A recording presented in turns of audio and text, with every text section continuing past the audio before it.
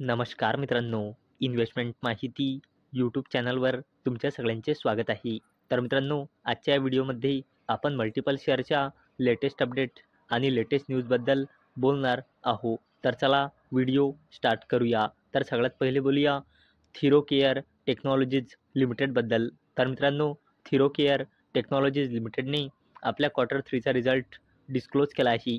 तर मित्रांनो, या कंपनीचा रेव्हेन्यू इयर ऑन इयर बेसिसवर 23.2%ने इन्क्रीज होऊन 165.9 कोटी रुपये आला आहे. तसेच थिरोकेअर टेक्नॉलॉजीज लिमिटेडचा net profit year on year बेसिसवर 24%ने इन्क्रीज झाला आहे.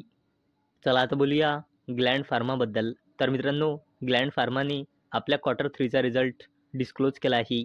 तर मित्रांनो, या कंपनीचा net profit year on year बेसिसवर 11.8%ने इन्क्रीज होऊन 204.62 कोटी रुपये आला आहे.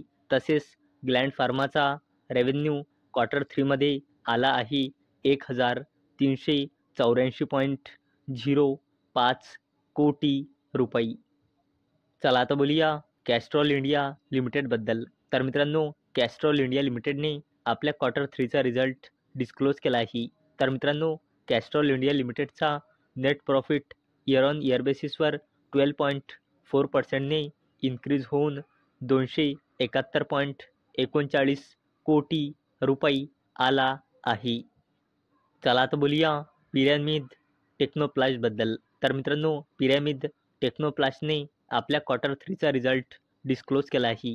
तर मित्रांनो, या कंपनीचा रेव्हेन्यू इयर ऑन इयर बेसिसवर 19%ने इन्क्रीज होऊन 154.28 कोटी रुपये आला आहे. तसेच पिरॅमिड टेक्नोप्लास्टचा net profit year on year बेसिसवर 5%ने इन्क्रीज झाला आहे.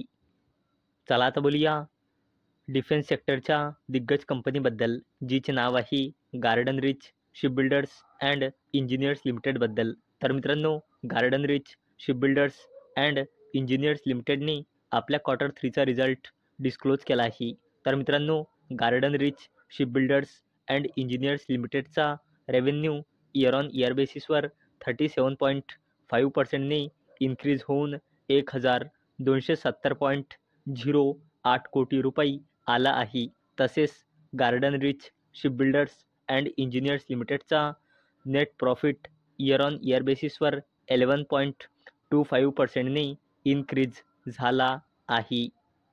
चला आता बोलूया महिंद्रा लाईफस्पेस डेव्हलपर्स लिमिटेडबद्दल. तर मित्रांनो, Mahindra Lifespace Developers Limited bags ₹950 crore redevelopment project in Mumbai.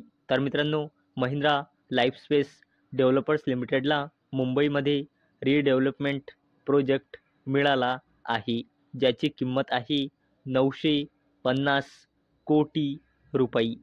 चला आता बोलूया वरुण बेवरेजेस लिमिटेडबद्दल. तर मित्रांनो, वरुण बेवरेजेस लिमिटेडने 10 फेब्रुवारी 2025ला बोर्ड मीटिंग ऑर्गनाईज केलेली आहे आणि वरुण बेवरेजेस लिमिटेड 10 फेब्रुवारी 2025ला आपल्या क्वार्टरली रिझल्टसोबत फायनल डिव्हिडंडसुद्धा अनाऊन्स करू शकते.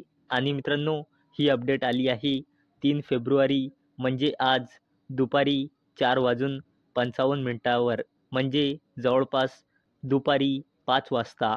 चला आता बोलूया टाटा केमिकल्स लिमिटेडबद्दल. तर मित्रांनो, टाटा केमिकल्स लिमिटेडचा रेव्हेन्यू इयर ऑन इयर बेसिसवर 4%ने डिक्रीज होऊन 3,590 कोटी रुपये आला आहे. आणि मित्रांनो, टाटा केमिकल्स लिमिटेडचा रेव्हेन्यू मागल्या फायनान्शियल इयरच्या क्वार्टर 3मध्ये होता 3,730 कोटी रुपये.